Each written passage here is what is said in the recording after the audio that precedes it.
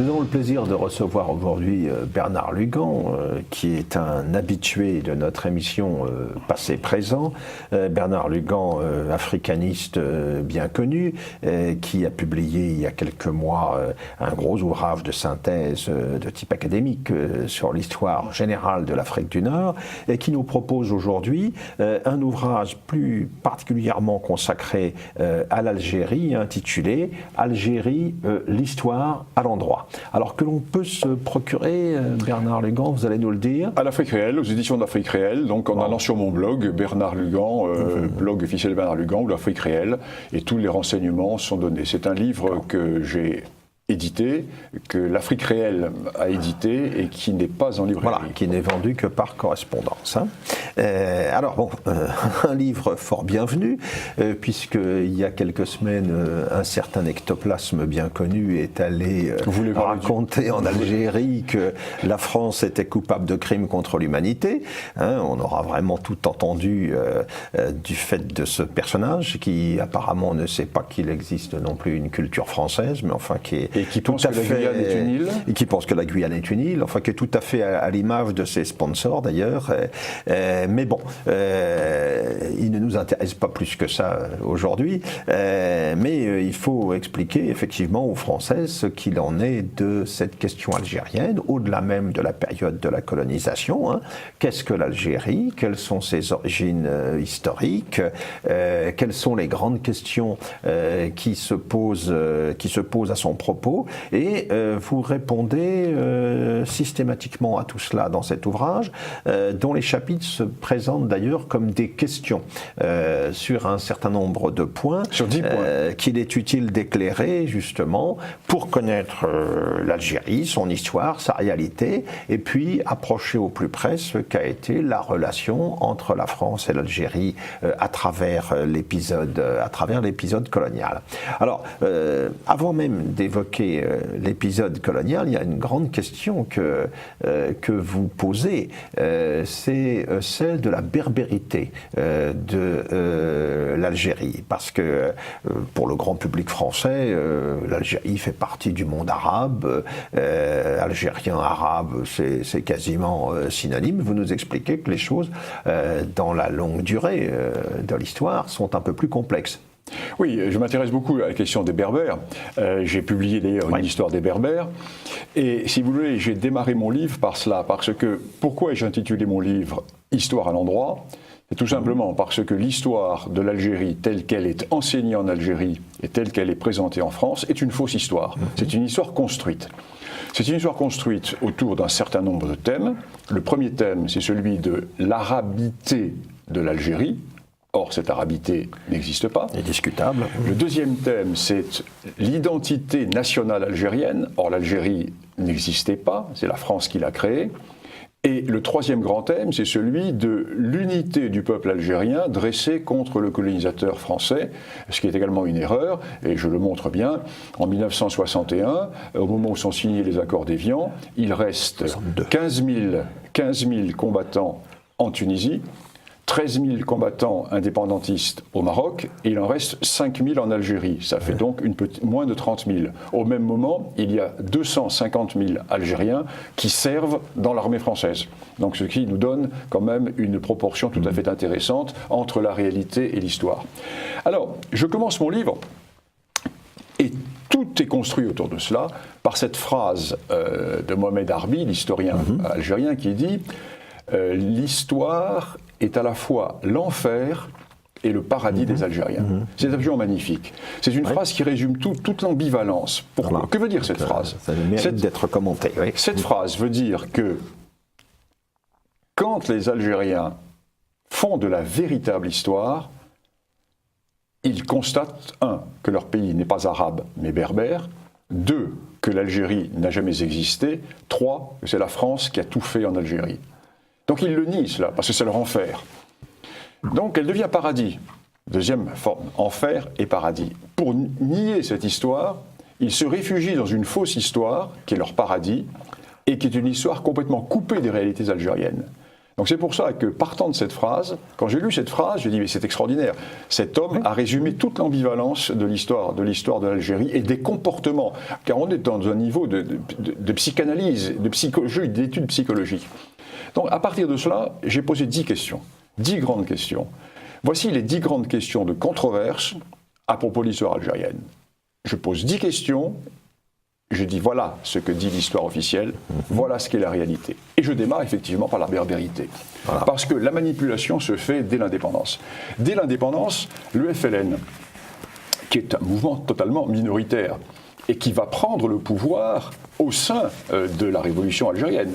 Parce qu'il faut bien voir que ceux qui vont prendre le pouvoir fin 62, début 63, ce ne sont pas les combattants de l'intérieur, ce sont les combattants de l'extérieur, qui étaient en Tunisie et au Maroc, tranquillement, qui n'ont pas affronté les troupes françaises, alors que les combattants de l'intérieur, eux, ont été liquidés par les opérations jumelles, pierres précieuses, etc. Donc ceux qui vont prendre le pouvoir, ce sont les politiques de l'extérieur, qui appartiennent tous au courant arabo-musulman. Or, les combattants de l'intérieur étaient essentiellement des berbères, des kabyles, des chaouis, etc. Notamment les deux wilayas les plus actives, la 2 des Aurès et la 3 de Kabylie. C'était les berbères. Et donc, ce sont les combattants de l'extérieur, j'allais dire les planqués qui étaient en Tunisie et au Maroc, qui vont prendre le pouvoir. Et sachant très bien que leur pays n'existe pas, sachant très bien que leur pays est profondément divisé, vont créer une idéologie arabo-musulmane avec l'affirmation Algérie, pays arabo-musulman. La berbérité n'existe pas, ou alors si elle existe, c'est d'une manière secondaire. Certains, le ministre de la culture algérien va même dire les berbères, création des pères blancs. Voilà, donc, retirant aux Berbères leur identité. La colonisation a divisé pour régner. Tout à fait. La colonisation a créé le fait berbère pour régner. Alors que finalement, le fait berbère est celui qui a combattu la colonisation. Oui. Parce que le seul moment de difficulté, ça a été à l'époque de Mokhani, qui était une révolte typiquement berbère. La conquête se termine pendant le Second Empire en Kabylie, et ensuite il y a la révolte de Mokhani en 71. Tout à fait. Qui commence en 70 d'ailleurs. Elle commence en... Et ceci est fondamental. Donc dès le départ, une fausse histoire a été écrite. Une histoire arabo-musulmane. Et dans cette histoire-là, tout ce qui se rattache à la berbérité est vu comme un complot contre l'arabe, un complot contre l'islam. Quelle est la théorie de ces nationalistes arabo-musulmans algériens? C'est de dire que, certes, il y a des berbères, mais ils ont disparu au point de vue culturel, au point de vue politique, puisque à partir du moment où ils se sont convertis à l'islam, ils sont entrés dans l'ère de l'arabité. Donc la berbérité n'existe plus. Et quiconque parle de berbérité nourrit un complot contre l'unité, contre l'État algérien. Donc, cette ambivalence, alors que l'Algérie est un pays très majoritairement berbère. Alors, je montre dans mon livre, et je pose la question, dans mon chapitre 2, comment des berbères chrétiens sont-ils devenus des arabes musulmans? Bon, je résume un peu la question. Parce que le grand problème, c'est le suivant. Les Arabes, ethniquement, représentent une goutte d'eau dans l'océan berbère. Alors les dernières études génétiques qui ont été faites l'an dernier montrent, par exemple en Tunisie, la Tunisie qui est, soi-disant, le pays le plus arabe du Maghreb, le pourcentage ethnique, entre guillemets, racial arabe, 4%. Alors imaginons l'Algérie et imaginons le Maroc. C'est une goutte d'eau dans l'océan berbère. Parce qu'au moment où se fit la conquête au 7e siècle, les Arabes étaient très peu nombreux. Et comme je l'explique dans mon livre, l'essentiel des troupes qui conquirent la Berbérie, le Maghreb, étaient des Berbères. Ce sont des Berbères de Libye. Ça, je l'explique dans mon précédent livre, l'histoire de la Libye. Les tribus Lahouata de Cyrénaïque, qui avaient un compte à régler avec les Byzantins, se sont jetés immédiatement dans les bras des musulmans, des arabo-musulmans, et c'est eux qui ont fourni la première troupe de conquête qui va permettre de conquérir l'Ifriqiya et l'actuelle Algérie. L'Ifriqiya, la Tunisie et l'actuelle Algérie. Et comme ces berbères de l'actuelle Tunisie et de l'actuelle Algérie voient arriver d'autres berbères, les Lahouata, ils les connaissaient très bien, parce qu'ils ont eu des alliances avec eux. Certes, une nouvelle religion. Mais les Berbères ont vu passer tellement de religions. Ils ont vu passer toutes les sectes chrétiennes, toutes les dissidences, toutes les hérésies chrétiennes. C'est une religion de plus, une religion de moins. Ce qui compte, c'est la langue. Ils parlent berbère comme eux. Donc pour eux, ce ne sont pas des envahisseurs. Et quand ils vont se rendre compte que qu'ils sont envahis, ça sera trop tard. Ils auront été convertis. Et puis il y aura quand même l'émigration hilalienne au j'en suis pas siècle. Là, j'en suis au 7e siècle. Donc, première conquête, il n'y a pas d'Arabes. Et très rapidement, les quelques Arabes qui sont présents dans cette partie du Maghreb vont être expulsés. Parce que va éclater la révolte kharidjite quand les Berbères du Maroc, suivis par ceux de l'actuelle Algérie et ceux de l'actuelle Tunisie, vont refuser que le califat oriental leur appliqua la taxe qui est la taxe des dhimmis. En disant, mais nous sommes convertis, nous ne sommes pas des dhimmis. Pour le califat, c'était une source d'impôt en moins, une source de revenus en moins. Donc, ils se révoltent au nom du kharidjisme, c'est-à-dire hérésie musulmane, qui dit que la Houma doit être dirigée non pas par les héritiers du prophète, ce qui serait une société féodalo-aristocratique, mais par les meilleurs de la communauté. Donc ils se révoltent, ils chassent les Arabes. Ce qui fait que jusqu'au XVe siècle et jusqu'au XVIe siècle, la quasi-totalité des entités politiques du Maghreb vont se trouver être des entités berbères. Donc, les Berbères ont reconquis leur totale autonomie, entre guillemets, raciale, tout en étant musulmans. Vont arriver sur ces entrefaites les invasions des Hilaliens, au XIe siècle, XIe et XIIe. Les Hilaliens qui vont arriver d'Arabie et qui vont déferler, mais déferler oui et non, l'on a les visions d'Ibn Khaldoun qui sont un petit peu exagérées parce que l'on sait combien ils étaient. Sur un siècle et demi, ils ont été 200 000. 200 000 sur un siècle et demi, c'est-à-dire rien du tout. Sur un siècle et demi, moins qu'il n'y a de clandestins qui arrivent par la Sicile tous les ans en Europe. Donc on est, vous voyez, sur quelle échelle. 200 000 sur un siècle et demi dans un océan berbère. Or, ce qui va se passer, c'est qu'au lieu de se berbériser, ces envahisseurs vont arabiser un certain nombre de berbères. Pourquoi ? Et là, nous sommes au cœur du problème. Le cœur du problème, c'est la religion et la langue. Ces envahisseurs vont dire, écoutez, pour véritablement vous rattacher à l'islam d'origine, et pour avoir une chance d'accéder au paradis, il faut que vous rentriez dans les généalogies arabes, puisque nous sommes le peuple qui a donné naissance au dernier envoyé de Dieu, le sceau des prophètes. Mohammed est le sceau des prophètes. Après lui, il n'y aura plus de prophétie. Donc, si vous voulez avoir une chance d'accéder au paradis, il faut vous rattacher à nos généalogies. Et l'on va voir, et le phénomène est bien connu, de nombreuses tribus, ou des clans, ou des groupes berbères, qui vont abandonner leur propre généalogie et qui vont rentrer dans les kabilas arabes. Ce qui fait qu'aujourd'hui, nous avons affaire en Algérie, comme en Tunisie, comme au Maroc, dans les zones qui ne sont pas berbérophones, à des berbères, entre guillemets, raciaux, qui ont été culturellement, religieusement et linguistiquement arabisés et islamisés. Donc c'est un problème qui est fondamental. Mais ces Arabes, qui arrivent donc au 11e, 12e, 13e dans l'actuel Maghreb, ne vont pas prendre le pouvoir tout de suite. Ils vont jouer de leur force militaire pour appuyer tel ou tel chef berbère, car toute l'Afrique du Nord est encore à ce moment-là sous contrôle du royaume berbère, aussi bien les royaumes marocains que les royaumes de Tlemcen, de Bougie, etc. Et ils vont, dans les querelles dynastiques inter-berbères, ils vont jouer sur tel et tel prétendant en échange de quoi ? Eh bien en échange de la remise de terre. Ce qui fait que ces tribus arabes vont monnayer leur force de frappe, vont dire les mercenaires de telle ou telle entité berbère, et petit à petit vont prendre de plus en plus de pouvoir. Jusqu'au XVIe siècle, fin XVIe, que se passe-t-il ? Le Maroc perd ses dernières dynasties berbères, et arrivent les dynasties arabes, et la Tunisie actuelle, l'Algérie actuelle, sont subjuguées par les Turcs. Donc, changement de régime, changement de pouvoir, Et les Arabes vont devenir, dans l'actuel Maroc, la force de frappe du Marsène chérifien, du Marsène arabe, et la force de frappe du Marsène turc dans l'actuelle Algérie et en Tunisie.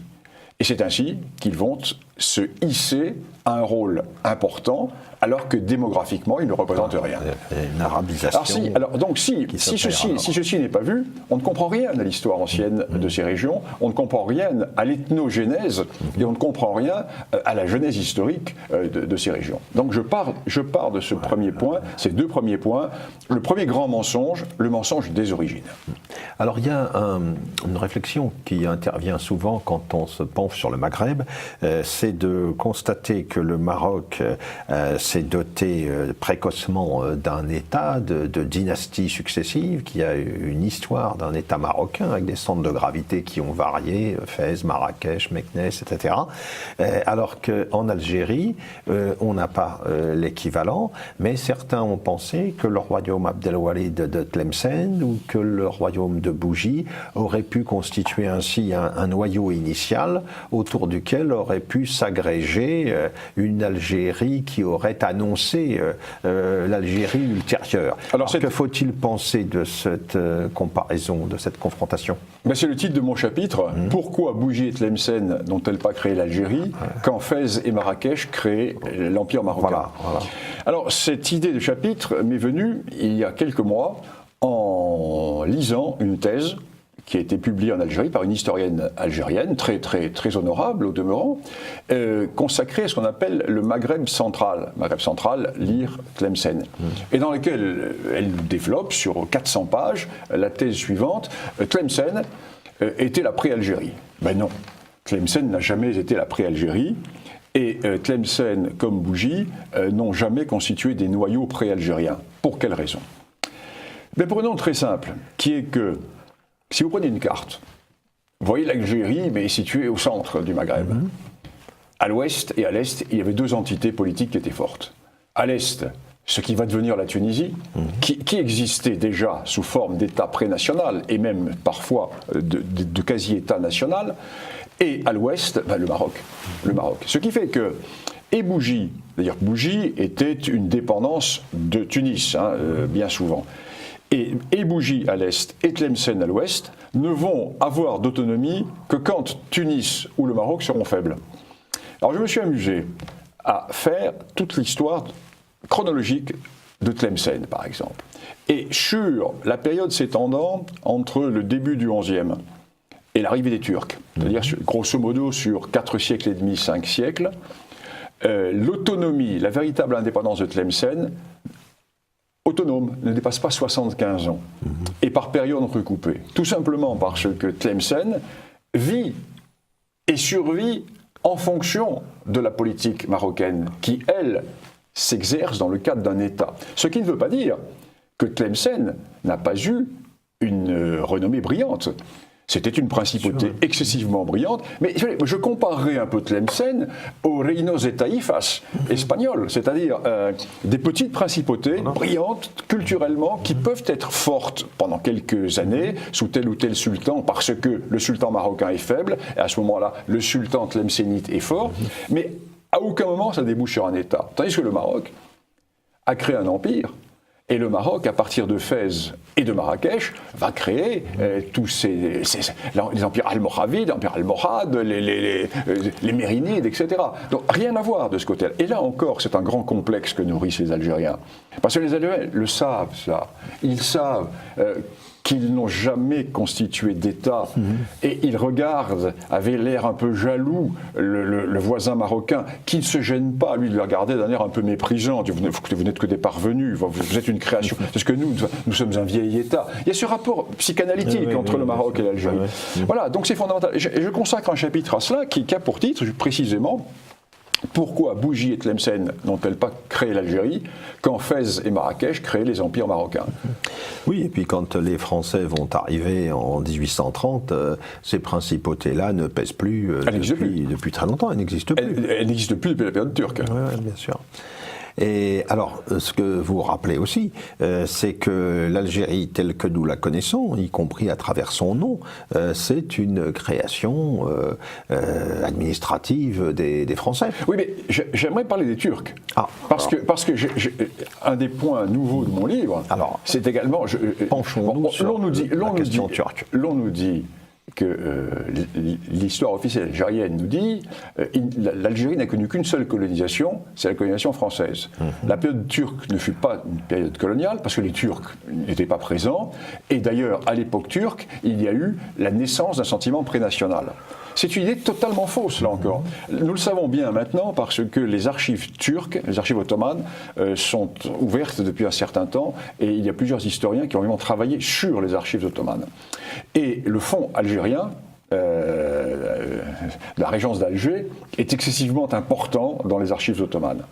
Et l'Algérie, contrairement à ce qu'on nous dit, fut de toutes les possessions ottomanes d'Afrique du Nord, Égypte, Libye, Tunisie, celle qui resta le plus proche du pouvoir central turc. Et même si les Turcs étaient peu nombreux. Alors c'est un phénomène très intéressant, parce que cela s'est produit pourquoi ? Parce que l'Algérie était la marge frontière. L'Empire turc, l'Empire ottoman, va s'intéresser à l'Afrique du Nord, la Libye, la Tunisie et l'Algérie actuelle, pour pousser vers le Maroc et vers l'Espagne, de façon à prendre en tenaille la chrétienté. D'un côté, la mer Noire, les Balkans, remontent vers le cœur de l'Europe, vers Budapest, ils remontent vers toute cette région, et en même temps, ils vont contourner par le sud pour essayer d'arriver par l'Espagne. Et ils vont buter sur quoi ? Sur le Maroc. Et ils vont buter sur le Maroc, alors que le Maroc vient d'être chassé d'Espagne. La Reconquista, c'est terminé. Nous sommes dans des périodes. C'est terminé il y a 30 ans. Donc, ces ennemis héréditaires, que sont les Espagnols et les Marocains, vont s'allier contre les Turcs, contre l'ennemi commun. Et ils vont tellement bien s'allier que la grande offensive turque, qui va franchir la Moulouya, va être bloquée par l'armée marocaine. L'armée marocaine va commencer à ployer. Et qui va venir au secours de l'armée marocaine ? C'est le comte d'Alcaudete, le gouverneur espagnol de la garnison d'Oran et Mers-el-Kébir, qui va prendre à revers les Turcs et qui va tuer d'ailleurs le Barberousse, qui est le chef de cette armée turque. Donc une alliance. Donc c'est vrai que l'actuelle Algérie, c'est la marche frontière. C'est la marche frontière de l'Empire. Et pendant tout le temps, il va y avoir des problèmes de guerre. Jusqu'au XVIIIe siècle, il va y avoir des opérations militaires qui vont être tentées par les Turcs au Maroc, etc. Il va même y avoir des moments où les Turcs vont réussir à rentrer presque jusqu'à Fès.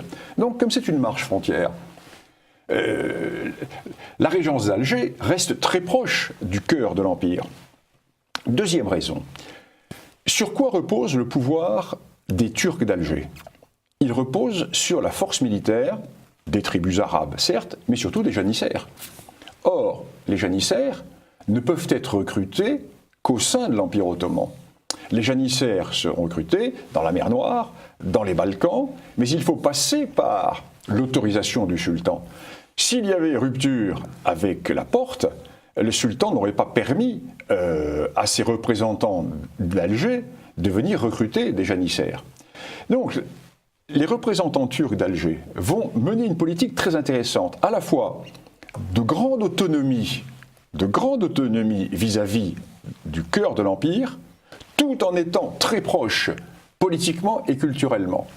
Et ils vont asseoir leur ottomanisme par une ségrégation raciale totale, c'est-à-dire interdiction des mariages, il y en aura, ce qui va donner naissance au Koulougli, etc. Donc ils vont se replier sur leur ottomanisme, ce qui fait que quand les Français vont arriver, eh bien, nous allons nous retrouver, nous, Français, face à une situation très claire, des sociétés algériennes qui vont voir le pouvoir colonial turc échapper, mais qui n'a pas été repris par un pouvoir national algérien.